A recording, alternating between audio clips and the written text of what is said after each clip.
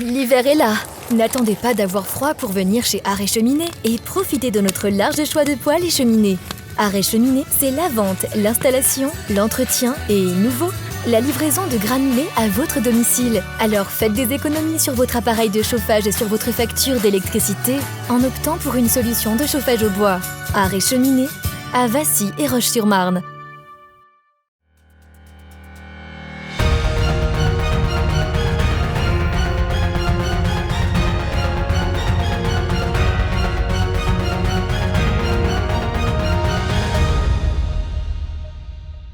Bonsoir à tous, mercredi 4 novembre 2020, soyez les bienvenus pour une nouvelle édition de votre journal. À la une ce soir, le maire de Saint-Dizier a tenu à organiser une conférence de presse pour faire le point sur le confinement et ses impacts économiques notamment.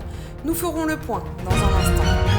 L'inquiétude est présente au sein du tribunal de grande instance de Bar-le-Duc. Après la détection de plusieurs cas de Covid-19, nous avons donné la parole à Monique Legrand, bâtonnier de l'Ordre des avocats au barreau de la Meuse. Et puis nous terminerons avec un peu d'histoire à quelques jours de la visite du président de la République en Haute-Marne pour rendre hommage au général de Gaulle. Et pour l'occasion, je vous présenterai la dernière exposition en date sur les liens entre le général et le département.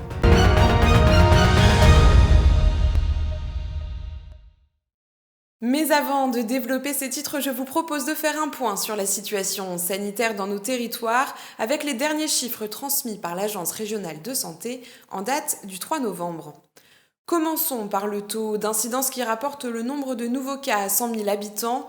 Hier soir, dans le Grand Est, il était de 445,1 contre 426,6 la veille et 1021 nouveaux cas ont été identifiés en 24 heures. Au niveau départemental, la Marne a un taux d'incidence de 373,5 avec 94 nouveaux cas en 24 heures. En Haute-Marne, ce taux est de 411,8 alors qu'il était la veille aux alentours de 370 et avec 50 nouveaux cas. Enfin, dans le département de la Meuse, qui est pour l'instant le moins touché, le taux d'incidence est de 313,3 et pas moins de 64 nouveaux cas ont été détectés dans les dernières 24 heures. Du côté des données hospitalières transmises par l'ARS toujours, hier soir, 1482 patients étaient hospitalisés dans la région Grand Est, soit 87 cas supplémentaires par rapport à la veille. Enfin, 202 personnes sont hospitalisées en réanimation. Pour nos départements, en Marne, le nombre de patients hospitalisés s'élève à 155 et à 25 pour le service réanimation, soit 5 de plus que la veille. En Haute-Marne, ce sont 60 personnes qui sont hospitalisées, un chiffre en légère baisse et avec toujours 4 personnes en réanimation. Enfin, pour le département de la Meuse, les chiffres des hospitalisations sont de 44 et de 4 pour les réanimations. Et puis, concernant les retours à domicile, à l'échelle de la grande région, 100 personnes ont pu sortir des centres hospitaliers, leur état de santé ayant été jugé satisfaisant, et on enregistre 21 décès en 24 heures, dont 2 en Marne, 2 en Meuse et aucun en Haute-Marne.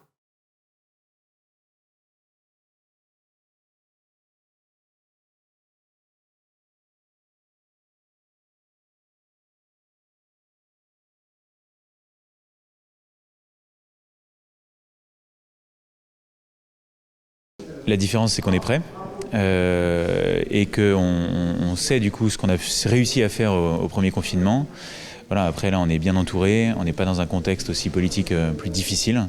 Et donc, voilà, on est dans une vraie situation de stabilité. Et l'enjeu clair de cette deuxième phase de confinement, c'est l'aide aux petits commerces, aux petits artisans qui ne sont pas dans la possibilité d'ouvrir, alors que le gouvernement dit qu'il est possible de travailler malgré la situation sanitaire. Donc nous, on dit au gouvernement, mais puisqu'il est possible de travailler et que vous avez fixé des règles sanitaires, tous ceux qui respectent ces règles doivent pouvoir ouvrir. Donc les petits commerces sont, à notre sens, dans cette situation. La stratégie, elle est hyper simple. Tout faire pour faire revenir les gens auprès des commerces, auprès des artisans, pour qu'ils reviennent consommer en réel. Il y a des mauvaises habitudes qui se prennent. Et ça, c'est pas bon pour nos villes, pour nos villages. Donc revenez dans les commerces. On fera une grosse campagne de communication dans ce sens-là et on mettra en place des chèques cadeaux d'achat local que nous abonderons ville de Saint-Dizier et agglomération de Saint-Dizier à hauteur d'un montant qu'on a encore à définir.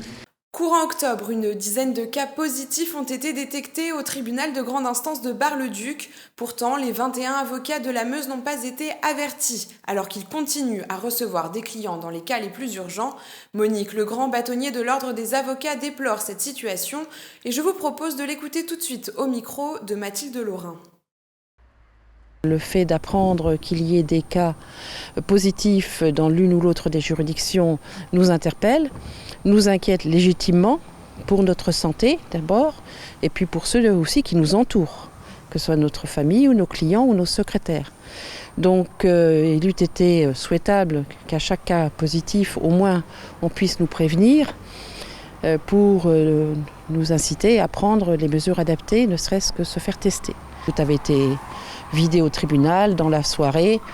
Le tribunal a fermé, il y a des cas de Covid. Je n'ai même pas été prévenue en qualité de bâtonnier, j'ai été prévenue par mes confrères. Je pense légitime qu'étant donné les petites structures dans lesquelles nous évoluons, eh bien, le bâtonnier, à tout le moins, soit averti pour que lui-même répercute son information sur ses confrères. Je ne me fais aucune illusion, vous savez, sur le fonctionnement. Je pense que la pandémie, chacun fait au mieux. Je pense que les chefs de juridiction font au mieux, mais ils n'en ont pas les moyens. La justice n'a pas de moyens, quoi qu'on en dise. Et on travaille au jour le jour. La vie judiciaire continue, les dossiers doivent sortir, les avocats également plaider et être éventuellement présents aux différentes audiences. C'est un lien unique qui unissait le général de Gaulle à la Haute-Marne et à l'occasion de cette année anniversaire, les archives départementales de la Haute-Marne situées à Chaumont ont décidé de la création d'une exposition retraçant les liens de l'homme d'État mais aussi du Haut-Marnais d'adoption qu'il était. Avec la crise sanitaire, cette exposition est malheureusement fermée au public, mais ce soir, nous vous y donnons accès. Un reportage réalisé avec Nicolas Fontaine. L'exposition devait être visible jusqu'en avril prochain et retracer la présence du général de Gaulle en Haute-Marne. Pourtant, avec les annonces du gouvernement, les archives départementales de Haute-Marne ont été contraintes de fermer leurs portes.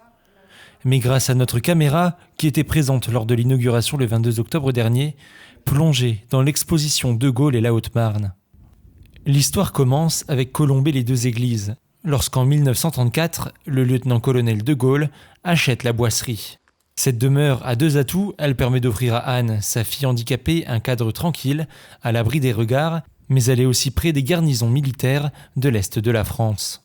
Tout au long depuis 1934 jusqu'à 1970, en fait, il a développé de nombreux liens avec les habitants de Colombey, bien entendu, mais également avec le département, que ce soit lors de visites officielles à Chaumont et dans le département, notamment en 1963 où il fait tout un périple dans le département.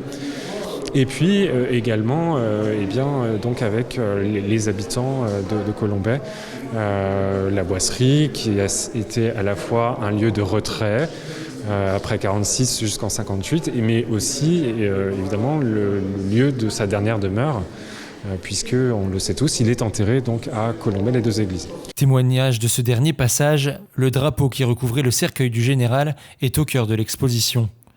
Prêté par le musée de l'Ordre de la Libération, ce drapeau mesure 3 mètres sur 2 mètres.